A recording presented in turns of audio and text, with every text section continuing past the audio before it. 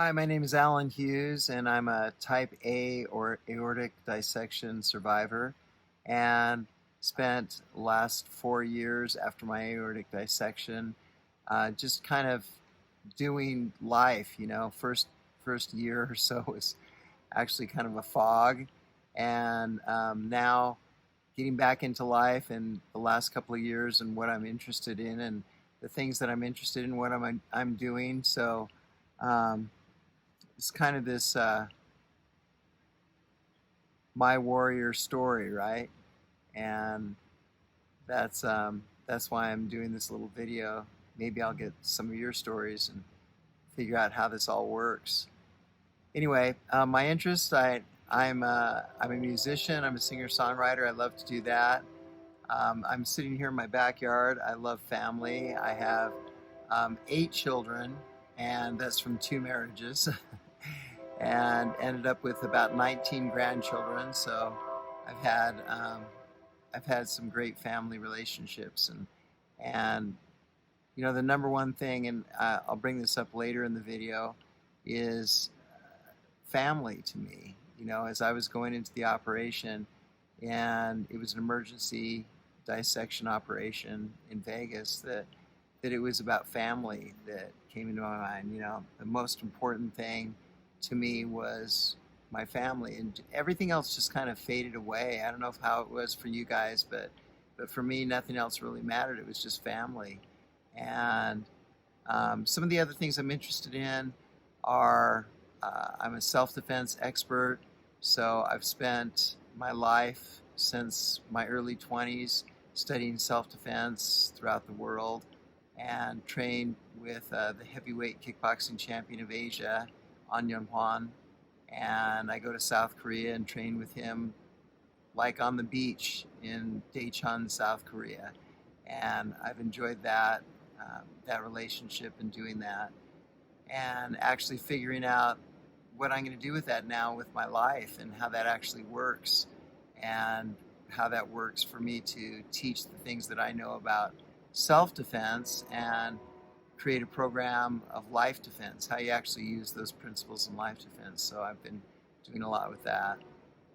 My story, so 4 years ago, I'm in Vegas, and I am with my wife, and she's at a convention, and I'm supporting her, and we're in Vegas, and having a blast. We get there a day early, and go and meet people and stuff, and then actually kind of a little bit of on the crazy side, right? I used to do some CrossFit, and so we were like, instead of taking the elevator to the 20 what first floor, whatever that was, 20 whatever that floor was, I can't even remember.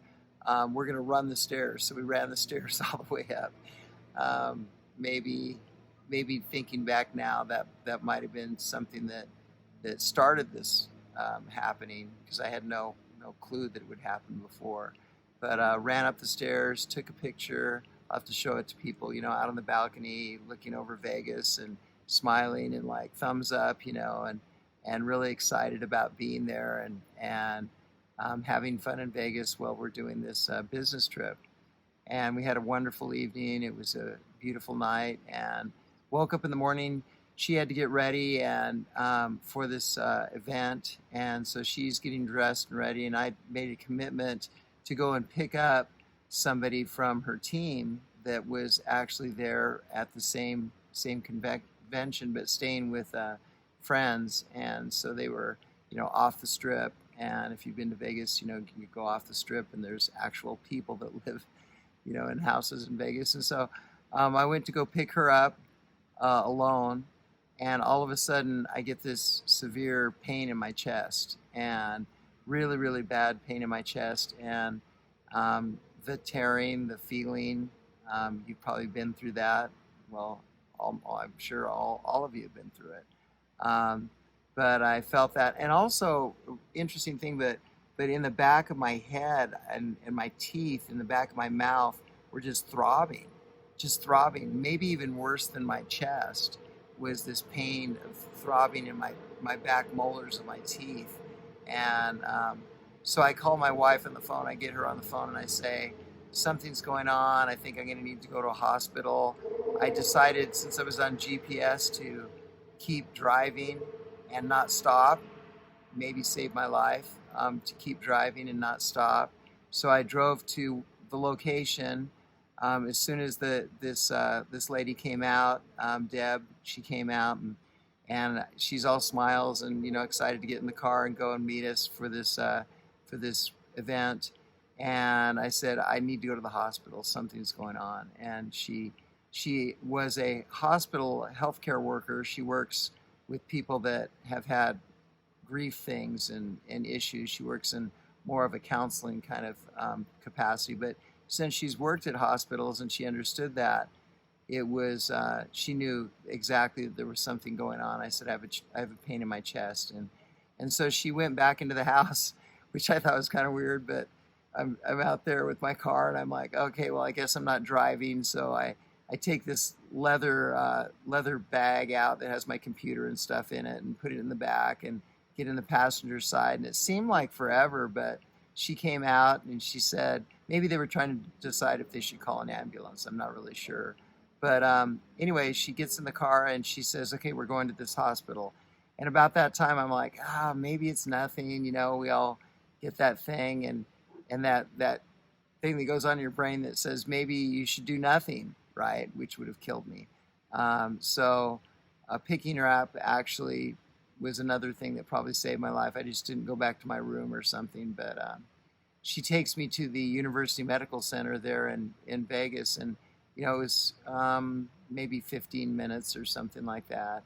And we get in, and she pulls up, and I get out, and I walk myself into the emergency room, and I go up to the guard and say, I've got something going on. There's something going on with my heart, I think.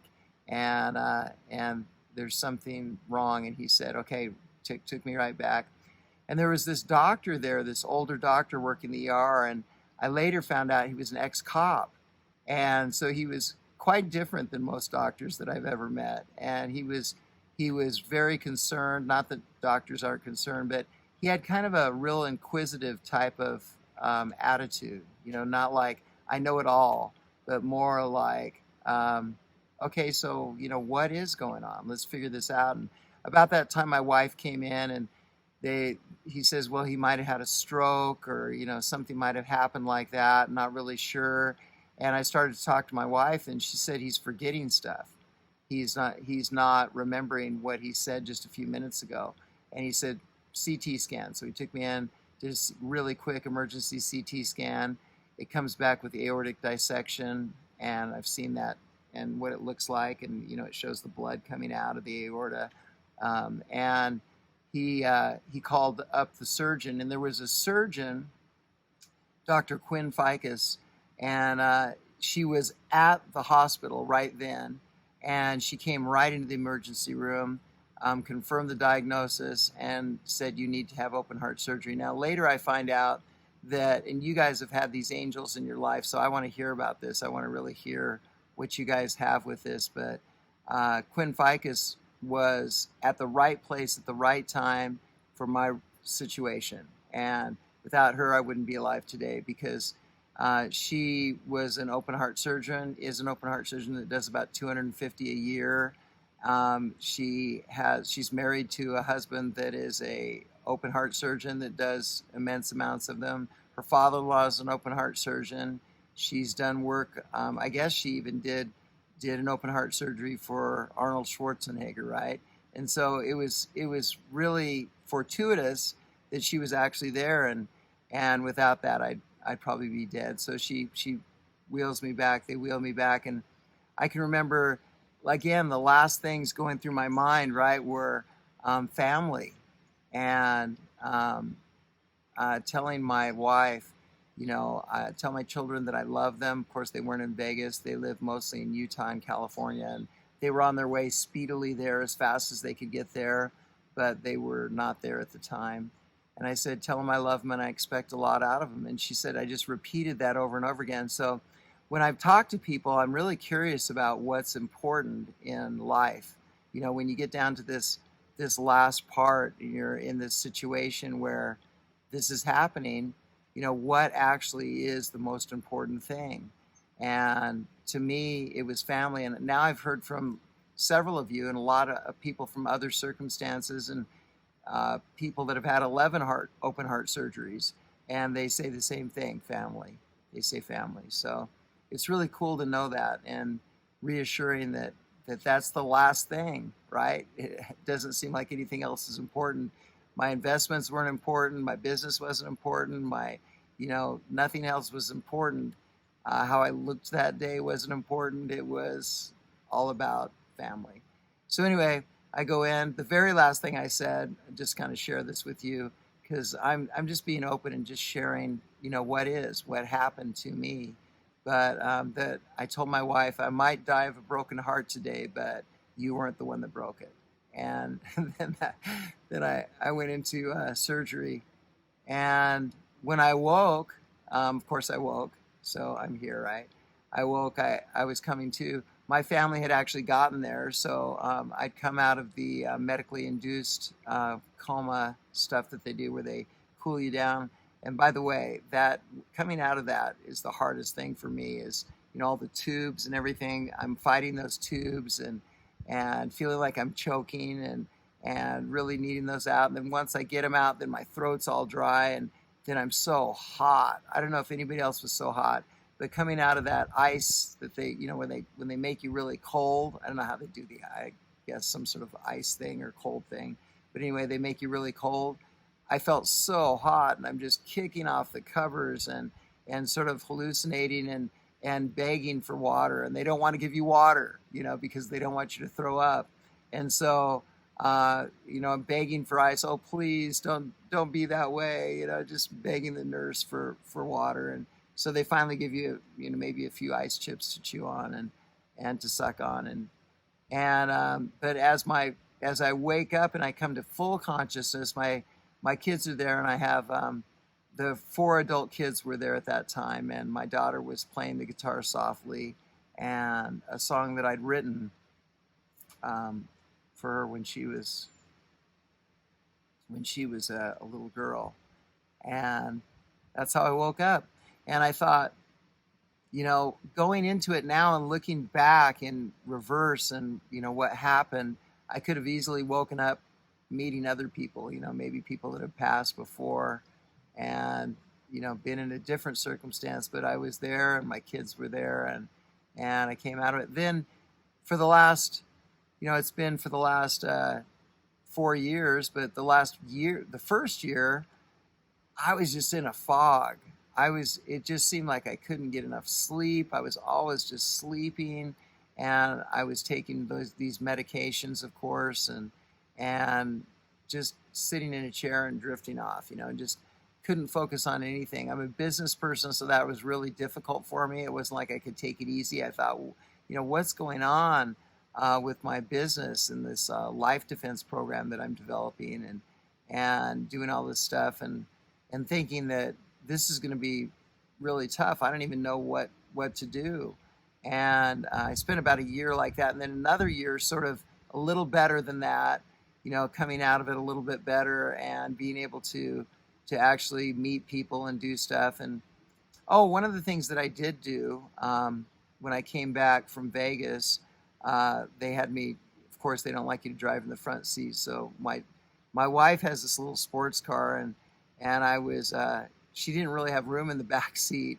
And so we just laid the seat down, and hopefully didn't get in an accident so the airbag didn't hit me. But as I'm driving there, I drive into Utah, into the little town that we live in Utah, and there's my academy's there, the place that I teach this life defense stuff, and I have instructors that are teaching physical self-defense there, and I said, I got to stop. And she says, really, you're going to stop? And I said, yeah. So I stopped, and I got out of the car, and I walked in, and I walked on the floor, and my instructors were like, no, don't come in.